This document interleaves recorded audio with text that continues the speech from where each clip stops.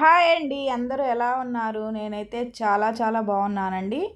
మరొక కొత్త రెసిపీతో మీ ముందుకైతే వచ్చేసానండి. ఉల్లిపాయలతో కారం చేశానండి.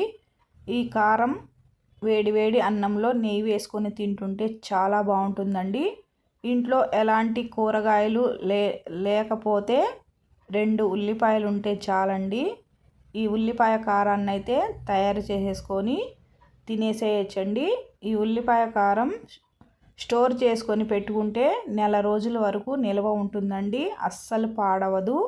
రండి వీడియోలకైతే వెళ్ళిపోదాం. ముందుగా నేను 2 పెద్ద ఉల్లిపాయలని తీసుకొని సన్నగా కట్ చేసేసి పెట్టుకున్నానండి. తర్వాత స్టవ్ వెలిగించేసి కళాయి పెట్టేసుకుందాము. 1 టేబుల్ స్పూన్ ధనియాలు వేసుకుందాము. 1/2 టేబుల్ స్పూన్ మెంతులు, 1/2 టేబుల్ స్పూన్ జీలకర్ర వేసుకొని ఫ్రై చేసుకుందామండి. ఫ్రై చేసుకున్న వాటిని పక్కన పెట్టుకుందాము.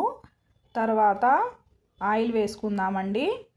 ఆయిల్ హీట్ ఎక్కిన తర్వాత మనం కట్ చేసి పెట్టుకున్న ఆనియన్స్ అయితే వేసేసుకుందాము. వేసేసుకొని దోరగా వేయించుకుందామండి. జాబ్కి వెళ్ళే మహిళలైతే ఈ ఉల్లిపాయ కారాన్ని ఒక్కసారి స్టోర్ చేసుకొని పెట్టుకుంటే నెల రోజుల వరకు పాడవదండి. చూడండి, ఆనియన్స్ అయితే ఎర్రగా ఫ్రై అయిపోయినాయి. తీసేసి పక్కన పెట్టుకుందాము. తర్వాత 1/2 కప్పు పల్లీలని కూడా వేసుకుందాము. వేసుకొని వేయించుకుందామండి. వేయించుకొని ఒక ప్లేట్లోకి అయితే తీసేసుకుందాము. తర్వాత 5 ఎండుమిరపకాయలని కూడా వేసుకొని ఫ్రై చేద్దాము.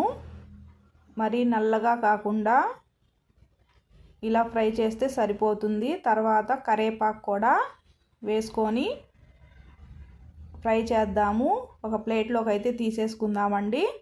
తర్వాత ఒక మిక్సీ జార్ తీసుకొని మనం ఫ్రై చేసిన ధనియాల్ని వేసేసుకుందాము. అలాగే కొద్దిగా చింతపండు, వేయించి పెట్టుకున్న ఎండుమిరపకాయలు,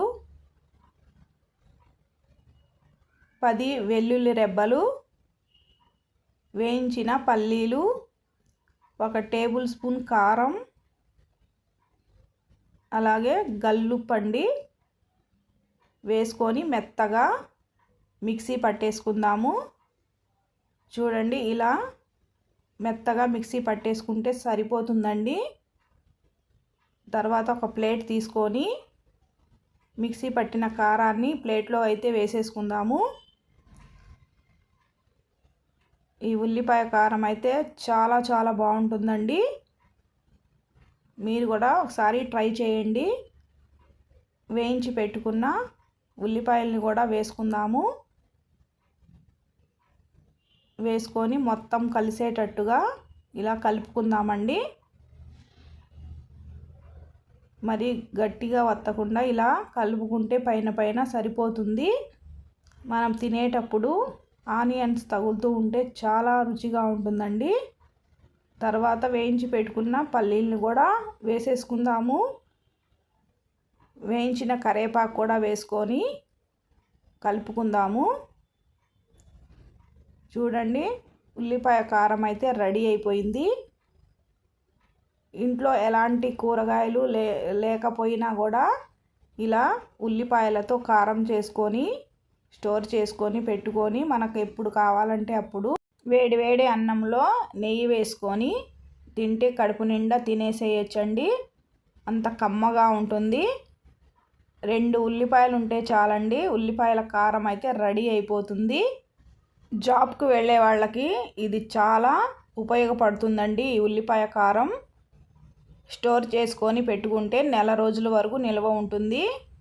మనము అప్పటికప్పుడు వేసుకొని తినేసేయచ్చండి. ఈ వీడియో కనుక మీకు నచ్చినట్లయితే లైక్ చేయండి, షేర్ చేయండి, కామెంట్ చేయండి, హైప్ చేయండి. మరొక కొత్త వీడియోతో కలుసుకుందాం ఫ్రెండ్స్. బాయ్.